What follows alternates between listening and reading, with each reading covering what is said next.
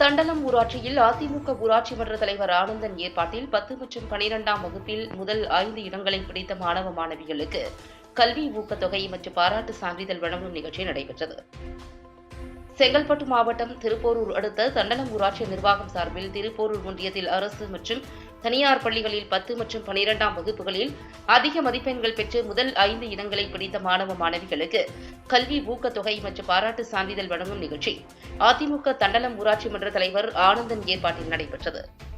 இதில் சிறப்பாக பயின்று அதிக மதிப்பெண்களை பெற்று முதல் 5 இடங்களை பிடித்த மாணவ மாணவிகளை ஊக்குவிக்கும் வகையில் கல்வி ஊக்கத்தொகை, பாராட்டு சான்றிதழ் மற்றும் கேடயம் 100க்கும் மேற்பட்ட அரசு மற்றும் தனியார் பள்ளி மாணவர்களுக்கு வழங்கப்பட்டது. நிகழ்ச்சியில் ஊராட்சி மன்ற துணைத் தலைவர், வார்டு உறுப்பினர்கள், பெற்றோர்கள், பொதுமக்கள் என ஏராளமானோர் கலந்து கொண்டனர்.